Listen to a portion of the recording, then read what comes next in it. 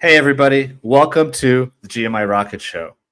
I'm your host, Roman Zelichenko, former immigration lawyer turned entrepreneur. I am the co-founder and CEO of Laborless, an immigration tech platform that automates H-1B visa and PERM compliance, and also the founder of GMI Rocket, a digital marketing agency for the immigration and global mobility industry that, of course, brings you this show. Today, our guest is Eduardo Silva, who is the managing director of a company called Lex Documents. Lex Documents is a company that basically supports global companies that move people around the world with immigration documentation support and business visa support. So everything from procuring all sorts of documents that you might need for a visa. So think like birth certificates, marriage certificates, diplomas, etc. They translate them, they can legalize them or apostille them depending on where they are and where those documents are going. They help with getting passports. They help with embassy or consulate appointments. They do all of the on-the-ground work. So and they support not only companies but also immigration law firms as well. So it's a very interesting company that provides a much needed service that we don't talk about, frankly, which is why I'm so excited to have Eduardo on my show for, by the way, episode number 152. But before we bring on Eduardo, I do want to say a quick thank you to the main sponsor of this episode, e-immigration by Serenade. So here's the thing about e-immigration, right? So immigration law in general and immigration law software has seen a lot of consolidation lately. Immigration case management companies that started as independent businesses have mostly been bought up and folded into bigger companies that don't all necessarily even focus on immigration. So that's where e-immigration is different. They've been doing this for over 30 years and they're still family run, they're still independent. You can still call them and a real person who understands how immigration law firms work will actually pick up the phone. On the tech side, they've been built genuinely smart tech into their platform, like AI assisted intakes, automated form prep, case tracking that keeps all of your deadlines visible across your entire docket. And e-immigration is so good that their research shows that firms that use it grow 3 times faster than the industry average. So they're an awesome tool. They're a great team. I know them personally as well. A few things. If you book a demo with them through the link in the show notes, they will also donate $25 to Mobile Pathways, which is a nonprofit organization that does really great work in the immigration law space that I'm also part of. And if you sign up with them, you get your first month for free. So check them out. Go to eimmigration.com/GMI or use the link in the show notes. And thank you to eMigration for supporting the show. And without further ado, Eduardo, I'm so happy to see you here, my friend. Thank you so much for joining. And I'm excited to share your story and learn things about you and talk about Lex Documents. Thank you. Thank you very much, Roman. It's a real honor to be here in your show. Thank you for having me. Of course. It's one of those things where sometimes guests are people I've just met. Other times guests are people who I've known for years. In this case, that's you. And that happens sometimes. And honestly, it's still great because I get to learn about, the guest, new things that we certainly don't talk about on a normal day-to-day basis. So right now you're in Spain, right? But I love to dive into the guest's kind of background and history if I can first. So let's, you were born in Colombia. Let's talk a little bit about that. How did you end up in Colombia? How did your family end up in Colombia? Like, what's the background story for your family's immigration? So yeah, I'm right now in Barcelona. It's nice. It's 7 p.m. right now in Barcelona, so it's Friday, so it's great. But yeah, the story, Roman. I was born in Colombia, but I think my story and why I was born there and my relationship with immigration and global mobility comes from my grandfather. My second name, I don't know if you know this, Roman, but my second name is Bickenbach. Mm-hmm. So I have German origin as well. So my immigration story starts with my grandfather, who was born in German. He was relocated at that time. I think that was 1930s or 1935s. He was actually I think he used to work for a hardware company, and he was relocated to to Colombia in Wow. 1930, 1935.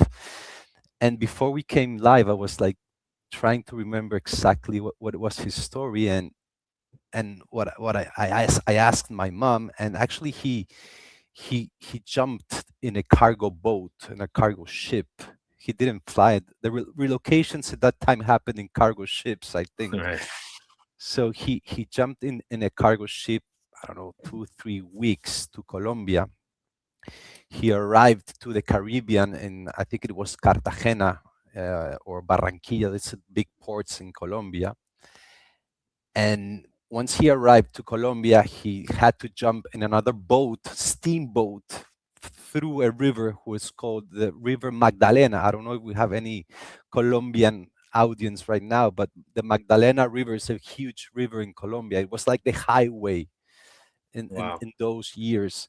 So he jumped in a steamboat. I don't know how many weeks he had to travel through Colombia until he arrived to Bogota. That's like the capital city.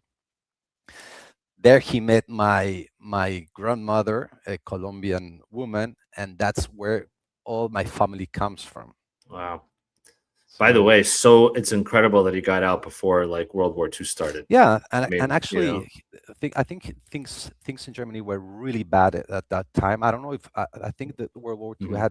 didn't start yet, but it happened when he was in Colombia, and actually he had to renounce to his German nationality because they were asking him to come back to fight. Oh, wow. So he had to renounce to his German nationality. He became 100% Colombia, and actually he became a really important person in Bogota, in Colombia. He was really successful there in Colombia. So he meets my grandmother. My mother was born. My dad, he was born in Colombia, and I was born in 1975. I'm old, Roman. Actually, my birthday was last week, and I didn't receive your gift. The gift is coming. It's in the mail. It's in the mail. So yeah, my relationship starts with the relocation, 1930s relocation of my grandfather to Colombia. So we've been always involved with global mobility and immigration. That's where we come from.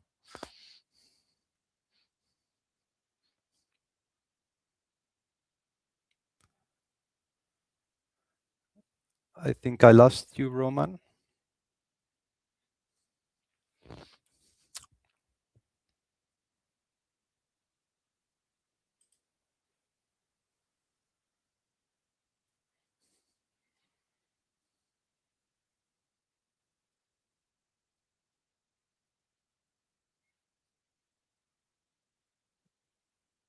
There you're back. I lost you, Hey. right? Was it me or was it you? It was me. Sorry. Okay, okay. Technical difficulties here in the office today. Direct. So yeah, happy belated birthday, but also most importantly, it's it's crazy and really amazing that your grandfather knew. Maybe he knew what was happening and he kind of went away for that reason. Yeah, Maybe there were bad times, and they were struggling in Germany those days. Yeah. Do you know if, by the way, do you know if he had family still that was left in Germany? I think he does. Actually, my brother Hernando, I think you know him. He last year he went to visit his. I have what's the name of the city he was born? It was Solingen. Solingen was the city he was born. So last year, I think my brother went with his family to try Mhm. like to trace his family, and I believe Wow. they found some family there from some Bickenbacks. It's and and it's crazy specifically because again, like obviously what happened with Germany during that time is it's sad, but it's amazing that he got away. And also the fact that he renounced it, he probably, I mean, I don't know, there was no social media back then, but news was coming up of what was happening in Germany, and the fact that your grandfather said, I'm not going back there, like I'm staying here. No. He was not going back. Yeah. What so you said, before we move on to like your father and then eventually kind of how that your family transitioned over to Spain, you mentioned that your grandfather became an important person, very successful. What did he do? Like what was his kind of rise to success in in Colombia. The family stories that he started with a hardware Hmm. company. He was representing a hardware company that became really important in Bogota and nationally in Colombia. And then he got involved with the government and politics. So he became like a member of the ministry. So he was really well known. Then he bought a lot of land in Colombia, and he Hmm. started like farming, and he had a lot of cows, milk cows. Hmm. And Wow. that's where actually we were born in this farm. So my young years, my memories are from this big farm with cows and horses and a lot of animals and the mountains. So I have good memories from my young years. That's amazing. Uh, I feel like that's a whole entrepreneurial story in and of itself because he came as an immigrant to Colombia and did all of this.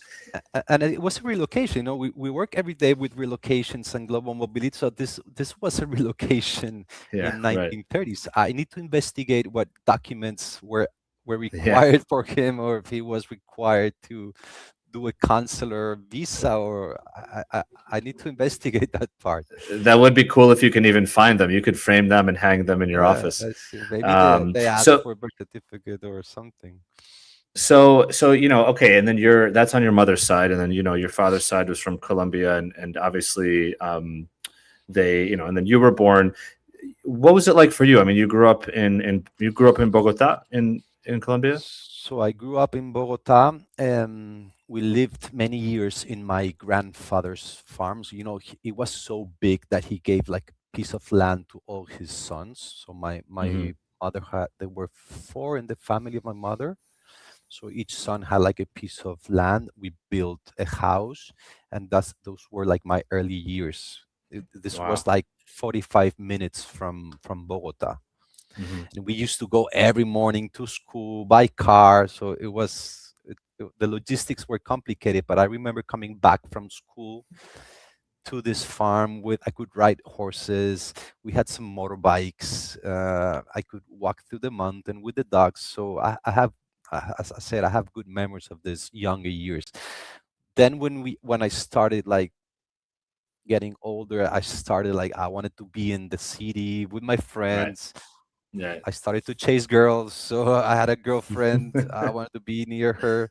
So that's when also my brothers were getting old. So we moved to the city. Mm. And Were you? Oh, go ahead. no, no, no. I was going to tell you, I went to school in Bogota. I went through a couple of schools in Bogota, but Hmm. I ended my high school. Um, to be honest, I was not the best student, Roman, Hmm. but I tried to manage it. But at the last 2 years, my dad said, "Listen, you have to leave Bogota. You have to go to a military school." So he sent me to a military school in the States. I don't know Wow. if I told you about this. This was in South Bend, Indiana. Wow. Uh, I don't know if anybody in the audience from this state, from Indiana, but it's a small town called South Bend, and the school name it's Culver Military Academy. So it was a military academy. It's supposed to be a military, even though it was really strict, but I think it was the best time of my young life. Wow. These 2 years I spent in the States. And by the way, this was kind of the first time that you've left the country. That As was it, my first time I left Colombia. so what was that like? I mean, did you speak any English? You came to this military academy where there are other Spanish speaking students. Yeah, I was in a bilingual school in Colombia. So this is Mm. very typical in Colombia. Most of the schools, like, they put a lot of efforts in English. This doesn't happen in Spain. This is something I'm struggling right now with my boys here in Spain. But in Colombia, most of the schools, they're like bilingual, and they put a lot of focus and efforts in teaching English. So when I arrived to the States, I already could speak and could manage and Hmm. defend myself. Hmm. but I really learned my English there. Obviously, when I arrived to this school, it was full of Mexicans, people from Latin America, from all over the world. So at the end of the day, you end up speaking Spanish more than English. But I met a lot of nice people, made really good connections. Even though I think there's people I still work with that I met from this time in school that Wow. helped me in some of these countries. That so it was a really nice experience. So when you said that you weren't, maybe a great student, did you think about your future at all? Did you think, oh, I don't need to go to school. I'll run a business one day, or I'll run a farm one day, or did you just not think about it at all? No, You know. I've always been trying. I know I've always been an entrepreneur. I always been Mm. thinking in business. I know you need. I tell this to my boys. You have to go to college. You have to study. But at the end of the day, if you're an entrepreneur, if you want to build a business, actually, you don't have to go to university. You don't need to be successful in life or to build a business. Mhm. So I always was thinking in business, trying to work, to build things. So that's like my entrepreneur life started really early. Do you remember what some of maybe your early kind of businesses were, even if it was something like buying and Yeah. selling some equipment or whatever? I remember we were building a web page. I think this Mm. was the year 2000, the dot-com boom. Bubble, yeah, yeah. And it was something like Ticketmaster, Ticketmaster, that they sell Hmm. tickets. And I still remember the name. It was ticketenter.com. So Hmm. we started. This was actually before the business I was building, working with some friends before moving to Spain. And I can still remember how difficult it was to build a web page. You had to program it, design it, automate. It was so difficult to build a web page, and we were trying to sell tickets, to football games, to concerts, to, I don't know, theater events through Wow. the internet. And I don't know, maybe I'm wrong, but I don't know if Ticketmaster existed at that time. That was an idea we had with friends. It never went well. We had some issues with some partners, the people who were the investors. So something went wrong with the partners. But that was like my last business before Wow. moving to Spain. So once it didn't went well, that's when I moved to Spain. Wow. You could have been a dot-com billionaire Yeah, potentially. yeah, yeah. I don't know when Ticketmaster was I funded just looked it or up quickly. created. Ticketmaster was founded actually in 1976, but they sold machinery first. 1976. Oh, okay, Yeah, okay. but not as a website. They sold like ticket machines. That's why. And then it probably Ticket the question. machines. Yeah, the real question is, when did Ticketmaster become the website that it is today? So you were definitely one of the early ones. Yeah, Um, yeah. that's so interesting, and it's funny. Just as a side note, when I was a teenager, the year 2000, I was 13 years old. I was born in 1987, and my family got a computer, I think, when I was maybe 12. And for some reason, maybe they did this on purpose, maybe there just was nowhere else to put it. The family computer was in my bedroom. So, this was the days of America Online. This is the days when you would get CDs shipped to your apartment with, 1 month free of internet access, or a computer game. I mean, or like Windows 95, kind of CDs or something. And at that time, I was building websites as well for fun. I was learning how to code. I was learning how to build. I made websites about my favorite rappers, my favorite musicians, Okay. Wow. just for fun. And it's funny because I think about it sometimes. A lot of the big tech company founders from like the year 2008, 2009, and later, they all started around the same time, but they didn't give it up. When I was 14 years old, I went through puberty. I wanted to hang out with my friends, and I left all the computer stuff at home. And sometimes I think to myself, man, I should have You I should have stayed and done it. stayed in that. Yeah, yeah, Yeah. yeah, definitely. And how So difficult it was to code a website, right? it Was was it? very difficult. Yeah, there was no chat GPT. Even the books, you had to buy books, or you had to buy. I had a website. I won't go into all the details, but I had a website. Sorry, a program where you could design the website, and then on a different tab it gives you the code. But the code was not very good, so you still had to learn how to fix it. And the internet was not what it was. It was a fun time. But back to you. You're building this business. It's the year 2000. You're in your early 20s, basically. And you mentioned that the when this business didn't really work out, you moved to Spain. Let's back up a little bit and talk about how did your dad end up moving to Spain? What was he doing in Colombia that then led him to move to Spain? Because that will eventually become the story of Lex Exactly. Documents. So my dad worked in a brick factory, bricks to build Mm-hmm. houses and Mm-hmm. buildings. And there was a major financial crisis in Colombia, year 2001, 2002, big. Colombia is always in financial crisis, but this was really big financial crisis. So he had to shut down this brick factory, and thankfully he was appointed as a Colombian consul in Valencia in the year 2003, I think. So it was like perfect timing for him. He Mm-hmm. got appointed as the Colombian consul in Valencia. So that's when he comes to Spain with my brother, with Hernando, and my mom. Behind, we stayed. We are four brothers. Hernando, actually, my brother Hernando, he has a twin brother who's called Felipe, and I have a sister who is called Andrea. Mm-hmm. So Andrea, Felipe, and myself, we stayed back in Colombia, and my dad, with my mother and Hernando, came to Valencia in the year Mm-hmm. 2003. That's when, actually, when they arrived, my brother, he didn't have anything to do here in Spain, so he started working and helping my dad at the consulate. I think Mm-hmm. this is for 1 year, 1 year and a half.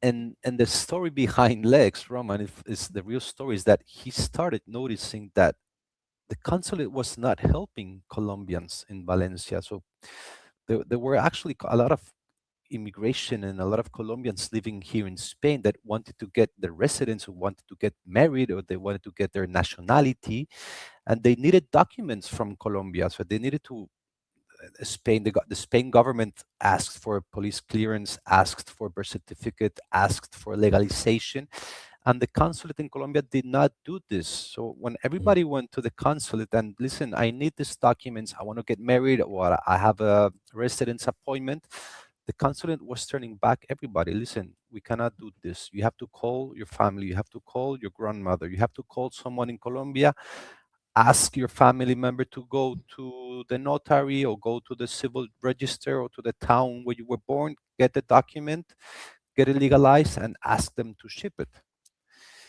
And my brother, has always been a businessman and entrepreneur as well, he said, listen, why don't we start this business and start offering this service to all the Colombians people who are coming to the consulate and help them. So he opened a small office. At the beginning, it was a real small office behind, below the consulate. This was a building. He opened a small office below the consulate, Mm-hmm. and starting, I don't know if he even went upstairs to the consulate, spoke to people, and brought down the people, made the in an Excel sheet, made the order, got the money, paid, then called a friend in Colombia. Listen, I need you to go to this town or to this city, get this document, get it legalized, and send it back to me. So I think it was that simple at the beginning. Mm-hmm. So By the way, this did you help? Did you help at all when you were in I Colombia? Like, did maybe your brother yeah ever? maybe that's a good question, Roman. Maybe I did something for the company from Bogota at the beginning, Yeah. and this started to gain traction. More people started getting the services. My brother said, I cannot cope with this amount of requests I'm getting. people are desperate to get the documentation, and that's when the company starts getting traction. It Hmm. was actually, it was called Latin Express at the beginning. Hmm. Then I think my dad, he was consul for I think 2 years. When my dad finished his consulate, he joined the company. He saw Mm. the business. He wanted to stay in Valencia. My mother wanted to stay. We didn't want to go back to Colombia. We didn't want to go back to Bogota. So he joined the company my brother was building. I was helping from Bogota, and when I saw that the company was going well, that's when I decide, listen, I'm flying to Valencia. I want to help you. I want to start opening an office in Spain. And that's when I arrived to Valencia. I think I lived in Valencia for 3 months, and I had friends in Barcelona. This was year 2005, maybe I was 25 years old. So that's when I come to Barcelona. I opened the Barcelona office, really small office. I remember going to the consulate with what's you call it, flyers, with the papers with Hmm. the information. That's flyers. We call it here in Spain Yes. Yeah. flyers. I Yeah. used to go to the queue and give everybody a card or a flyer with the information. Get the clients, go back with the clients to my small office, and do the order or sell the Wow. service in an Excel sheet, and call. We had a small office in Bogota at that time, and send the service to Bogota. So, and that's how we started. Then we opened Madrid. Then we opened Bilbao. Then we opened in the Canary Islands. So we had like 5, 6 small Wow. offices, totally focused in B2C. This was totally individuals, immigration. There's a big boom of immigration, especially Colombians here in Spain. Were you only supporting Colombians at the time, or did you At the start time, helping other? Yeah. we only Colombians, but I think we started helping people from Ecuador as well, from Venezuela, because I think there were more people from Ecuador, from Colombia at that time. So we started doing some Ecuador, but Colombia was like 90% of our clients, Colombian immigrants. And in the beginning, especially okay, in Colombia, you grew up there. Your family is from there. You have connections. You have people you trust. Now you have a few of these, potential clients from Ecuador, from Peru, whatever the case may be. How did you find trustworthy individuals in those countries to get the documents in the early days? You mean about the people helping me in their country of Yeah, origin? in the country origin. Yeah, But in Bogota, we had our own office. right. I don't remember in Ecuador. I think Ecuador was like the second big country we were operating. I don't know if I can't remember if we had our own office, or maybe we found a connection or a friend, or Hmm. I think at the beginning the business was built through friends, through I Yeah, know him, through connections. What do you do? I need to work. Okay, you need to work. I need you to go do the logistics, go to this government. So it was really simple. yeah. Interesting. So we just making the connection of the people who didn't have like family, so did not want to call nobody there, and we had the operations team. So it was really simple at the beginning, Roman, but we had Yeah. a lot of work, a lot of work. It's amazing how much small businesses are built on trust, about on personal connections and communications. We had a couple of comments actually. Marco Scano, who actually said, "Great story. My grandfather was from Wow. Sogamoso in Colombia as well." So that's really cool. Thank you Boyacá, for nah, sharing, I think Marco. I've been there. Great, great, Yeah, Marco. that's really cool. And we have Roberto Weir saying perfect location, probably about you in Valencia. So now you mentioned that you were mostly working B2C, mostly for folks coming out of Colombia, but then you started expanding. And then, of course, this is around, 2005, 2006. And then, of course, the Great Recession happens, There was a 2006, great 2007, recession. 2008. Yeah, 2008, there was a big recession here in Europe and Spain. And all these immigrants started losing their jobs. There was no jobs, and people started going back home or going up north in Europe. But it was like from in 6 months, it was crazy, the people who left the country. So this hit us really hard. We were very focused on immigration and individuals. So this recession really hit us.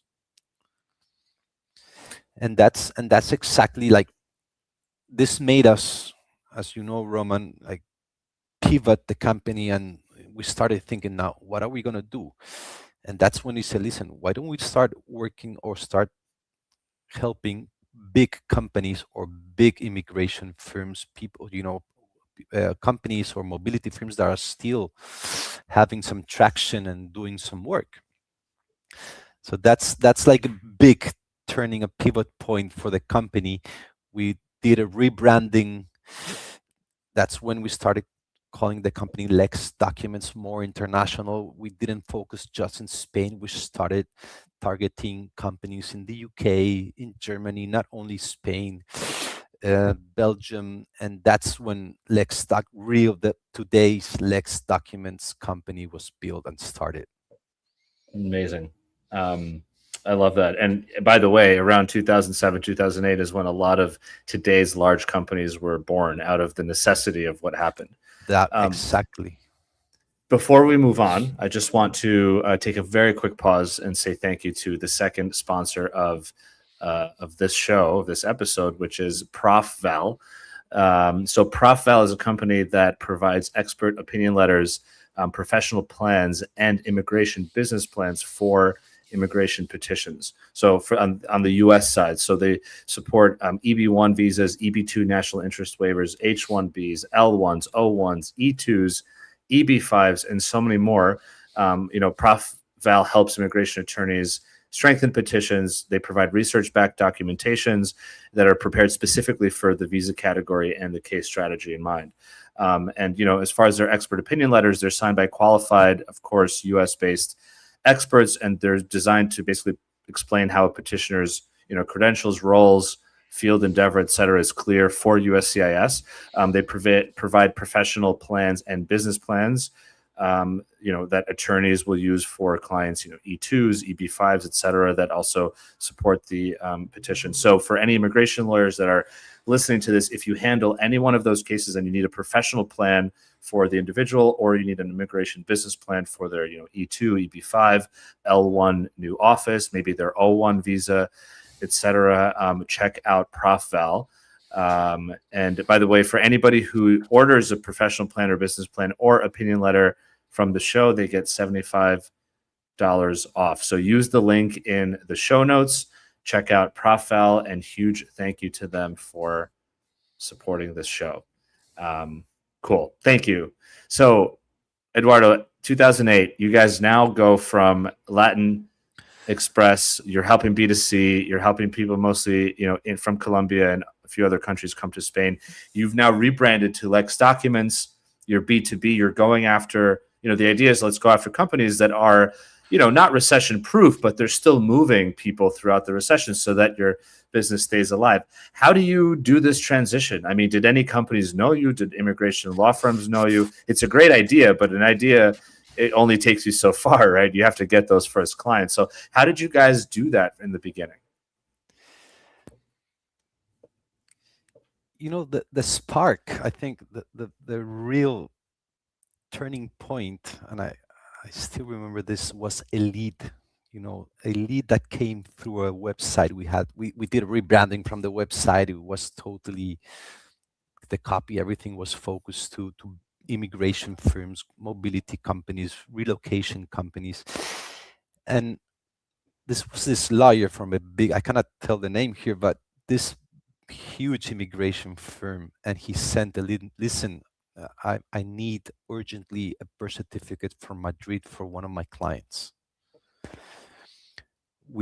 Thankfully we did a superb work and service for this immigration lawyer. And he said, listen, you were so good. I've been struggling to get this document. I've been struggling to get this document legalized and translated, or anybody to answer me. Nobody's answering. Nobody tells me anything. You've done such a great work. I want you to fly to our headquarters and meet the partners. Wow. So that's when me and my brother fly to meet the partners of this big immigration firm. And that was like our first big client. Wow. And And this that, happened after you rebranded? yeah. Oh, We wow. we were Okay. already focusing, I don't know, social media at that time. I can't remember, but the website, we were The Lex website. Documents already. The copy changed, the message was changing, the Amazing. efforts were changing. And this big client, that by the way ended up being a great client, and it's been part of what's Lex Documents today. So we're starting working for this big immigration firm. Listen, I need you to do all the work in Spain. Then they called us, listen, I need you to operate in France. So we opened an office in France. We did all the work in France for this company. They came back to us, listen, I need you to work in the Netherlands. I have a big project for a big tech company. They're moving, I don't know how many people. I need the document support and layer and Wow. extension built in this country.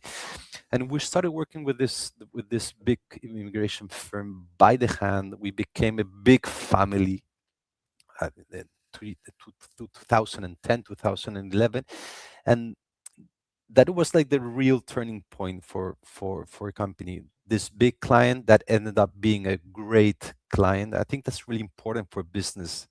Not only what the funders or the entrepreneurs can do, but having the luck to get a good client, to have Mhm. good clients.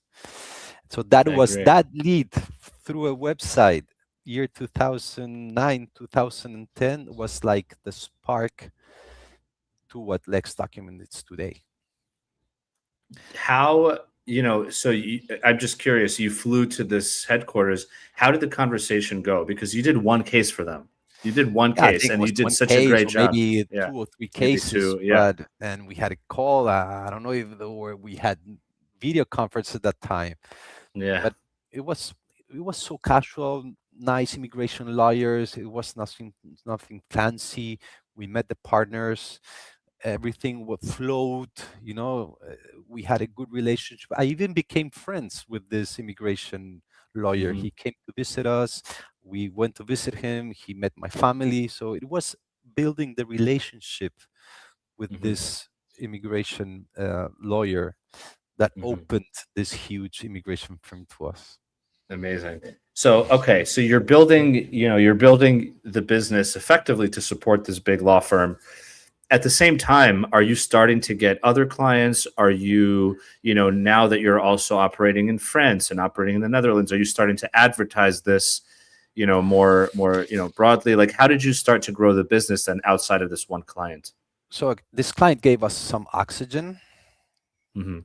They gave us some financial funding as well, and to start like building, improving, reinvesting. We started targeting this type of companies.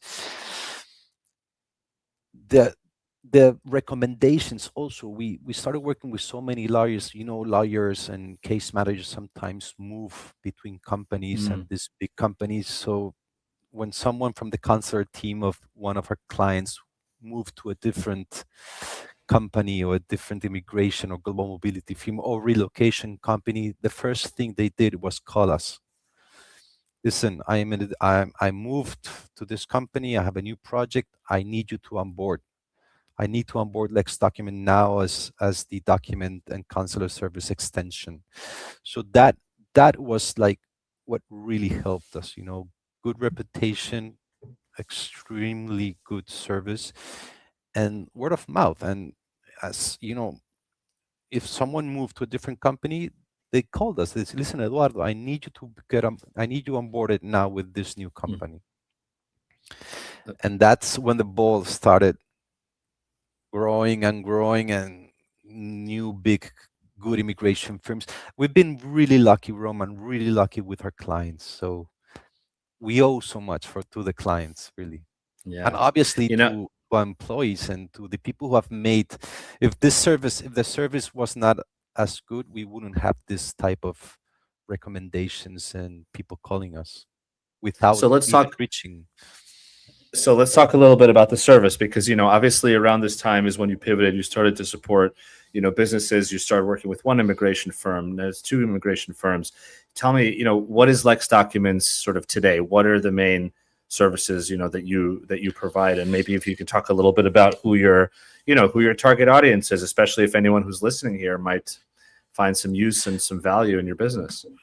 I like to call Lex Documents not like a document procurement or legalization or translation company. No, we've become like an extension to legal teams or to global mobility teams, not only in procurement or legalization, but in logistics. We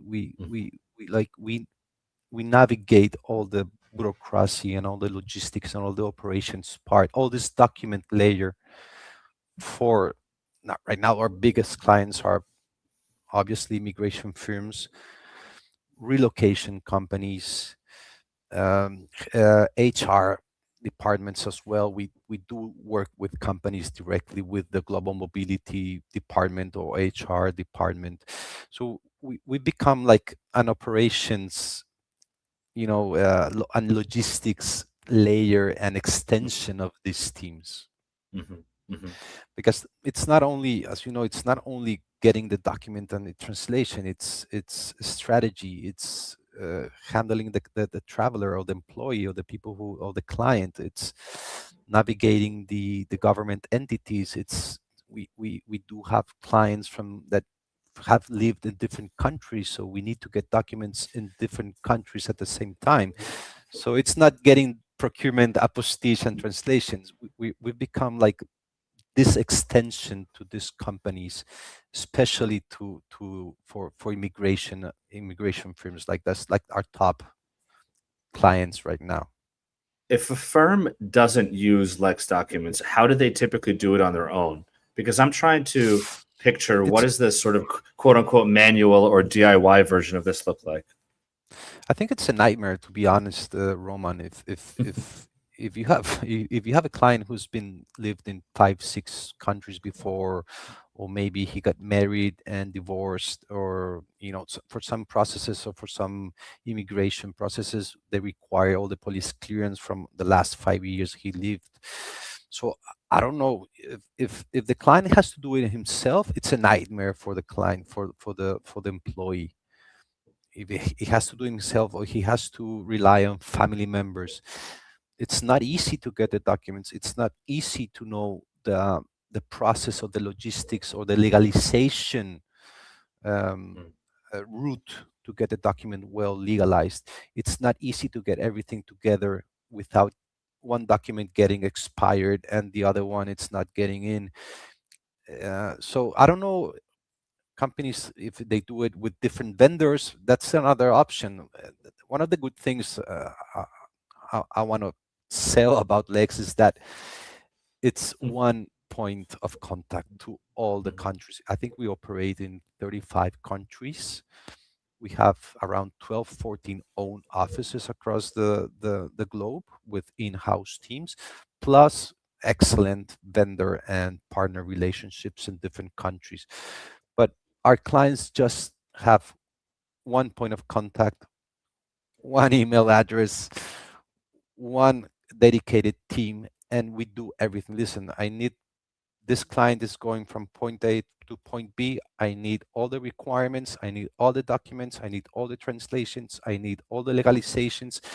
I need you to book medical appointments. I need you to accompany Wow. to the medical appointment. I need you to translate. I need you to book the consulate appointment. I need you to pay the fees at the consulate. I need you to take the passport to the consulate. So that's what we're doing, and that with Wow. one point of contact. Exactly. That's like the core business of Lex. That even you listing out all of those things gave me some anxiety thinking about all the different things that you have to I do. think You know, I'm very blessed as a US passport holder that I can travel, like I go for conferences and or just as a as a tourist, it's pretty easy. I show up somewhere, or I apply online. When I went to India for the first time 2 years ago, you know, as a tourist, it was not a big deal, but just filling out that government form, figuring out the documents I needed, and selecting the correct. They have an interesting like time duration. Do you need up to 90 days? Do you need 90 to 180 days?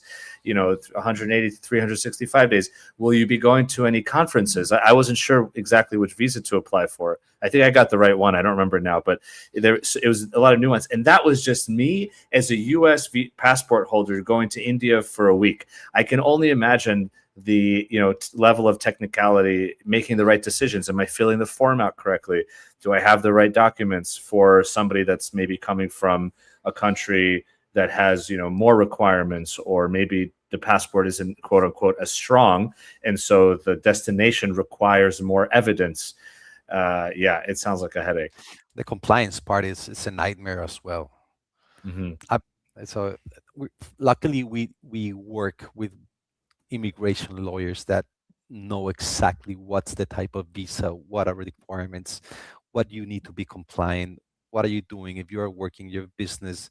So it's a good team. When we work with our clients, we have the legal part plus the operations and logistics part together. So because look, I've talked to a lot of immigration tech founders on the show and immigration lawyers who kind of run a law firm, and it's a very tech law firm. Your business is unique. That's why I really was excited to have you on the show, because you again support all these different types of law firms and in-house immigration teams, RMCs, everybody in the kind of across the industry. Can you paint a picture of what does it mean for a company like a law firm to work with you, or maybe an RMC to work with you? Do you have some tools or portals or something? I mean, I know this is a little bit of a sales pitch for you, but I just genuinely think it would be useful to the audience, to the listeners in my network, to just understand what does a company like Lex Documents do, because I think there aren't that many competitors maybe to you, or maybe they do a little bit of what you do, but not everything that you do. So these law firms do a lot of this themselves. So what does it look like to work with you? Do they log in somewhere? You're like, yeah, if you can share a little bit of information about that. We have two communication channels. We have a portal that, to be honest, what we found some friction with clients using this portal, because most of the big companies already have a portal. Mm-hmm. So I think 80% of our communication right now with the clients, it's happening through a help desk. They just mm-hmm. open a case. We have one email address, just one email address for all our services and countries. So they just send us an email. Listen, I need this. If they already most of our clients already know what they need. I need this document, or I need this translation, or this legalization, or I need this type of visa. I need the confirmation of this type of visa requirements. We are very. That's a good question, because I like to be really personalized with our service, very human, and I think that's been one of the strong points also about Lex Documents. I know there's a lot of portals right now and AI portals. Our clients still like a human responding with the requirements and asking questions with the emoji, or how are you doing today? Hello, whatever, Carmen. So they get a response. We have really strict SLAs for our clients. They get a response immediately with requirements, estimates, forms, POAs, process, outline of the process. Once the case is approved, with all the documents we require from the client or the company, once the case is approved, we have a really robust also software, like operations project management software. We open this case for the client, and this is automatically assigned to the operations firm. For example, country. If we get a service from France to Saudi, immediately the office in France gets the case assigned, and that's when the the project starts like working. So we have case managers who are in constant communication and giving feedback and updating the client with exactly what's happening on the ground.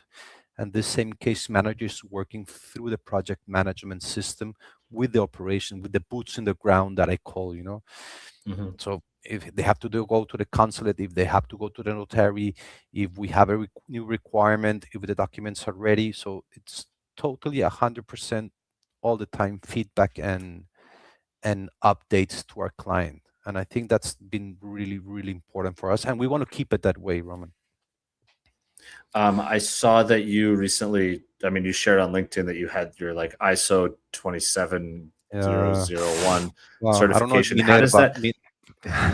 I don't know if Minerva is watching, but she was like the project manager for this ISOs, and I did not get really involved with this, but it was a really big milestone for us.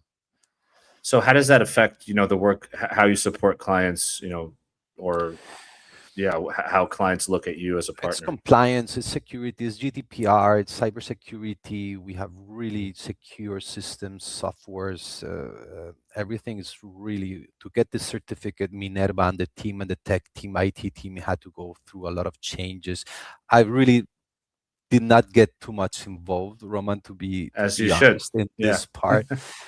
But I know it was like a 6-month work to be Yeah. compliant. So we're totally secure. And here in Europe, the GDPR is really strict. Right. So, and most of our clients expect that from us. So that's actually how we did it.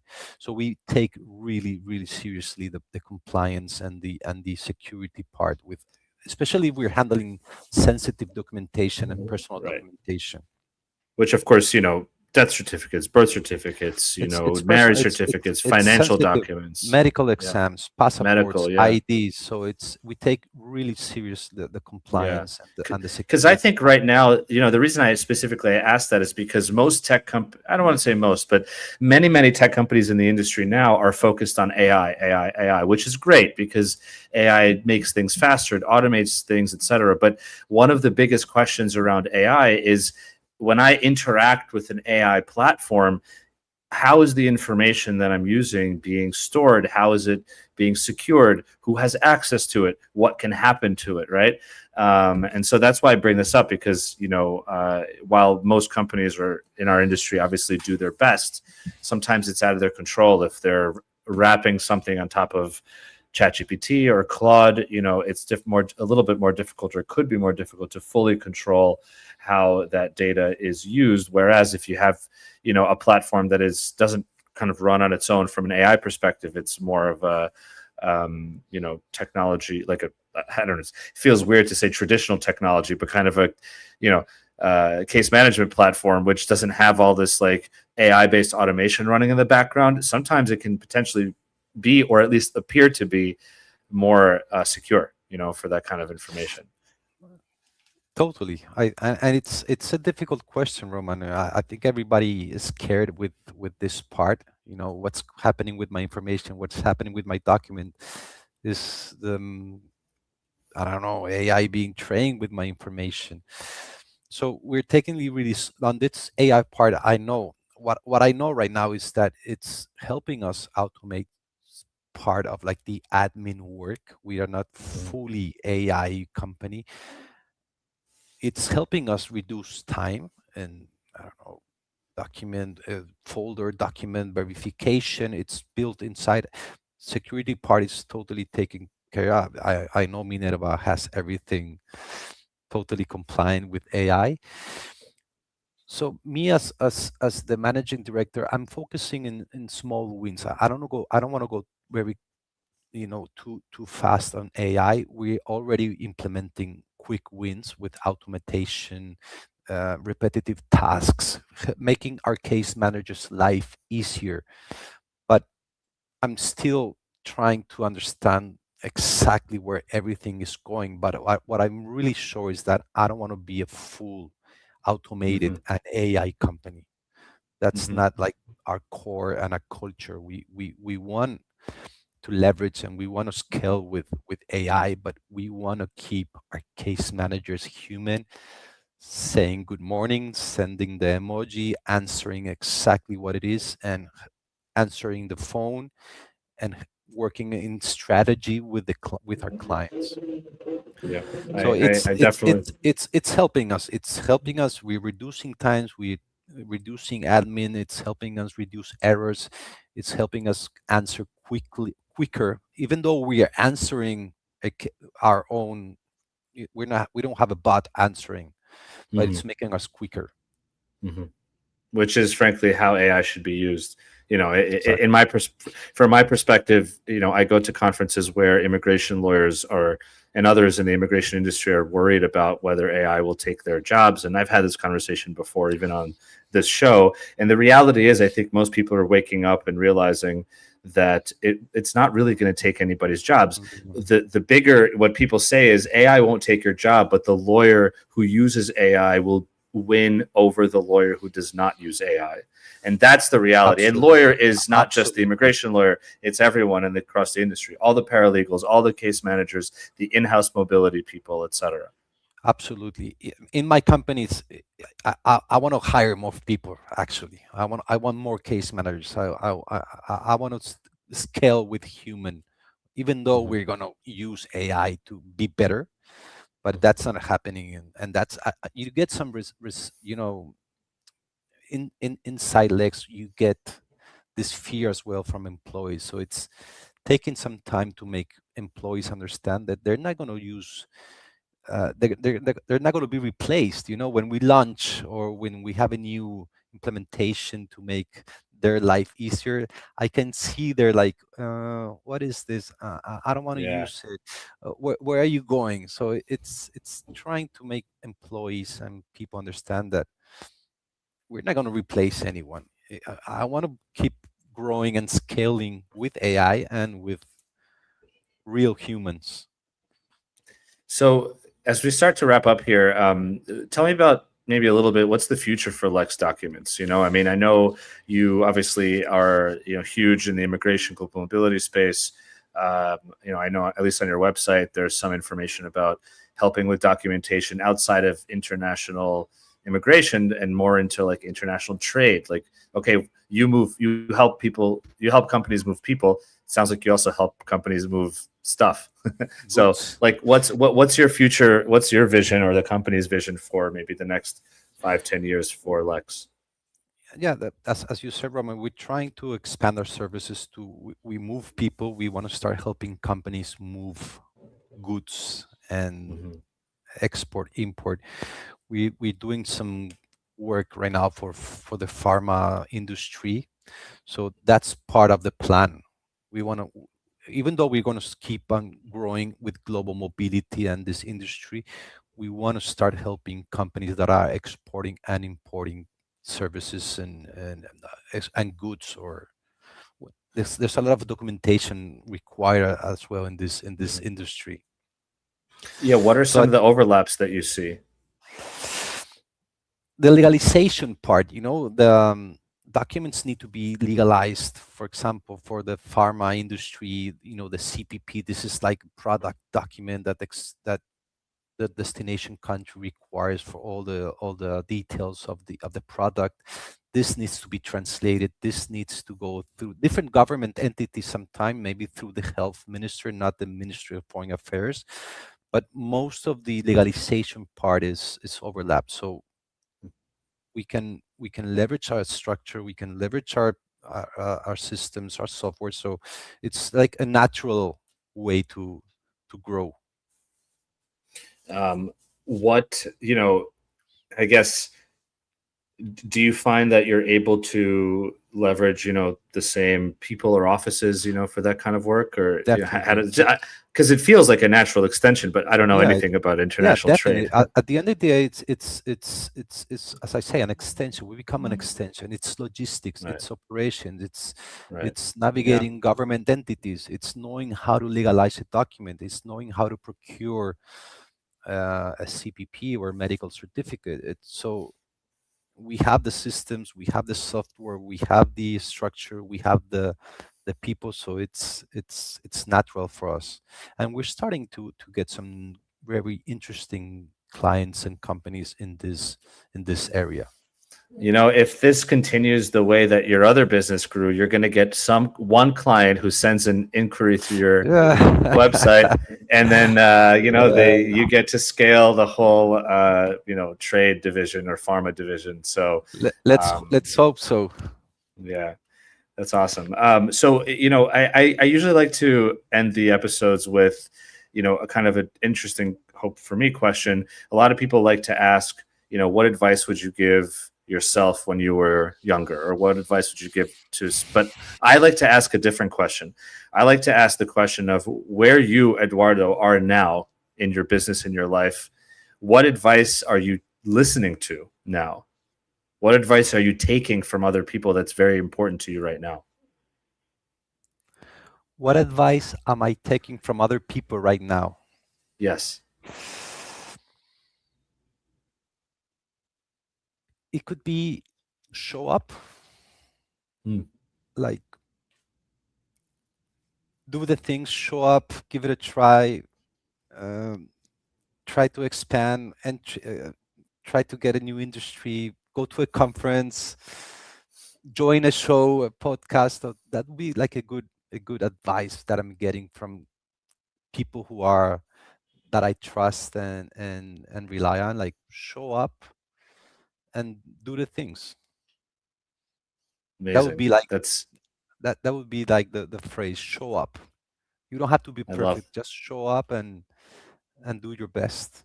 And in that aspect, in business, in personal relationships, and family, just show up. I love that. That's That would be the advice I like, and I'm yeah, getting from people. and you'd probably give that advice as well. I mean, I think that's an ideal way to end the episode. Just show up. So I Show up. appreciate that. Thank you, Eduardo. This was awesome. Really great conversation. I loved learning Thank a you, little bit Roman. more about you, and obviously sharing your story with Lex Documents. Where can people find you? Uh, you know, and connect with Happy you. to help, Roman. It's a real pleasure always speaking with you on video and personally on a bar. So it's thank you for the invitation, and it's always so easy with you, Roman.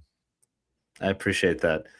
So folks should follow you on LinkedIn, definitely. Eduardo Silva on all of the posts, whether you're watching or listening on YouTube, LinkedIn, Facebook, Spotify. So your Eduardo, your link will be there. And also I guess lexdocuments.com is the website for people to find you guys. So thank you. I know it's late in Spain, so I will let you go, but I appreciate your time, Eduardo. It was wonderful I'm to gonna chat have with some you. And tapas now and yeah, some cañas, and a little bit of wine. a little bit of Awesome. wine. So it's good. I Thank you, love it. Roman. Thank you, Eduardo. It was awesome. Thank you so much. I appreciate it. Bye bye. What a great episode. We had a bunch of other comments I didn't get to. Roberta said, with your passport, using your Costa Rican passport to go to India, how easier it is. And thank you, Roberta. So you said, thank you so much for an amazing podcast. Your business model and history are a great inspiration from Eduardo. So thank you, Roberta, for your comment. And of course, Eduardo for the show. And of course, on my end, I want to say again, a huge thank you to the main sponsor of this episode, e-immigration by Serenade. So, I mentioned this up top, but e-immigration is a company that's unlike most of the other immigration tech and case management companies in our industry.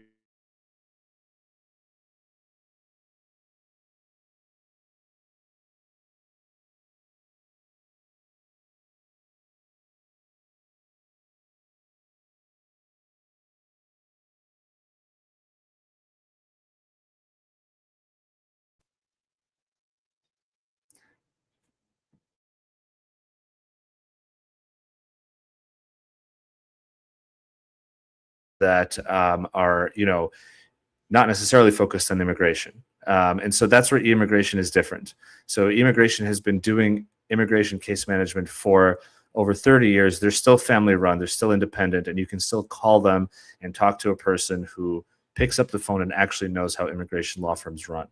On the tech side, e-immigration has built genuinely smart tech into their platform. They've got AI-assisted intakes, automated form prep, case tracking, and so much more. And firms that use them grow up to 3 times faster than the industry average. So if you do reach out to e-immigration and you set up a demo, they will donate $25 to Mobile Pathways, which is an immigration tech nonprofit that I am part of that's doing amazing work to provide legal access to immigrants.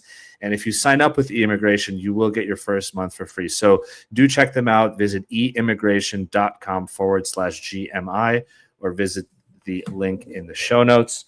So thank you to e-immigration. Thank you to all of you for checking this out, for your comments, for your likes, for your shares. I appreciate you. See you next week on the next episode of the GMI Rocket Show. And in the meantime, have a wonderful weekend and peace out.